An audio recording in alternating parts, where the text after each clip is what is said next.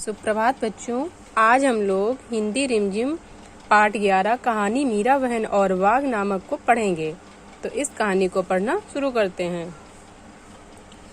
मीरा बहन का जन्म इंग्लैंड में हुआ था। गांधी जी के विचारों का उन पर इतना असर हुआ कि वे अपना घर और अपने माता पिता को छोड़कर भारत आ गईं और गांधी जी के साथ काम करने लगीं। कौन? मीरा बहन। आजादी के 5 साल बाद उन्होंने उत्तर प्रदेश के एक पहाड़ी गांव गेवली में गोपाल आश्रम की स्थापना की। उस आश्रम में मीरा बहन का बहुत सारा समय पालतू पशुओं की देखभाल में बीतता था। लेकिन गेवली गांव के आसपास के जंगलों में बाघ जैसे खतरनाक जानवर भी रहते थे। पहाड़ी गांव में अक्सर बाघ का डर बना रहता था। जंगल कटने के कारण शिकार की तलाश में बाघ कभी कभी गांव तक आ पहुंचते थे। गेवली गांव में एक बार यही हुआ। एक बाघ ने गांव में घुसकर एक गाय को मार डाला। सुबह होते ही यह खबर पूरे गांव में फैल गई।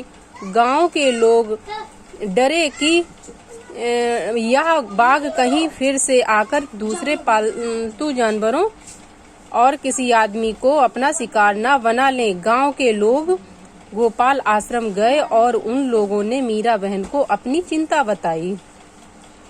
गांव के लोगों ने अंत में तय किया कि बाघ को कैद कैसे किया जाए। उसे कैद करने के लिए उन्होंने एक पिंजड़ा बनवाया। पिंजरे के अंदर एक बकरी बांधी। योजना यह थी कि बकरी का मिमियाना सुनकर पिंजड़े की तरफ बाघ आएगा और बाघ का दरवाजा इस प्रकार खुला हुआ बनाया गया कि बाघ के अंदर घुसते ही वह दरवाजा झटके से बंद हो जाएगा। शाम होने तक पिंजड़े को ऐसी जगह पर रख दिया गया जहां बाघ अक्सर दिखाई देता था। यह जगह मीरा बहन के गोपाल आश्रम से ज्यादा दूर नहीं थी। रात बीती। सुबह की रोशनी होते ही लोग पिंजड़ा देखने निकल पड़े। उन्होंने दूर से देखा कि पिंजड़ा का दरवाजा बंद है। वे यह सोचकर बहुत खुश हुए कि बाघ जरूर पिंजड़े में फंस गया होगा। लेकिन जब वे लोग पिंजड़े के पास पहुंचे तो क्या देखते हैं, पिंजड़े में बाघ नहीं था। लोग चकित थे। बाघ के अंदर गए बिना पिंजड़ा कैसे बंद हो सकता है कि बाघ अंदर गया भी नहीं और पिंजड़े का जो दरवाजा है वो कैसे बंद हो जाएगा। ऐसा सोच के वो लोग चकित थे, परेशान थे। फिर क्या हुआ, लोग मीरा बहन के पास पहुंचे। लोगों ने सोचा कि गोपाल आश्रम के पास ही था, इसीलिए शायद मीरा बहन को जो मालूम होगा कि रात में क्या हुआ। पूछने के लिए पूछने पर मीरा बहन बोली, देखो भाई, मुझे नींद नहीं आ रही थी। मैं सोच रही थी कि आखिर बाघ को धोखा देकर क्यों फंसाएं। इसीलिए मैं गई और पिंजड़े का दरवाजा बंद कर आई।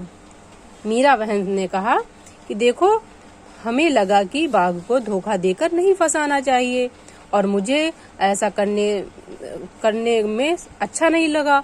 मुझे यह सोच के बुरा लग रहा था, नींद भी नहीं आ रही थी कि धोखे से बाघ को क्यों फंसाएं। धोखा देना नहीं चाहिए किसी को।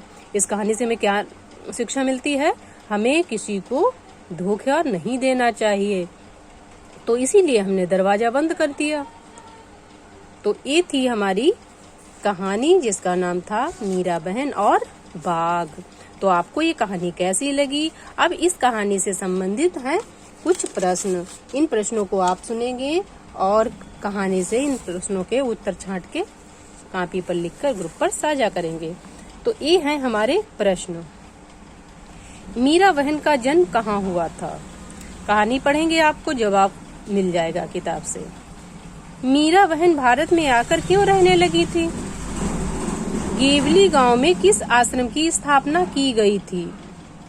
जंगलों में किस प्रकार के जानवरों का भय बना रहता था? बाघ को पकड़ने के लिए गांव वालों ने क्या योजना बनाई थी? तो ये हैं हमारे 5 प्रश्न।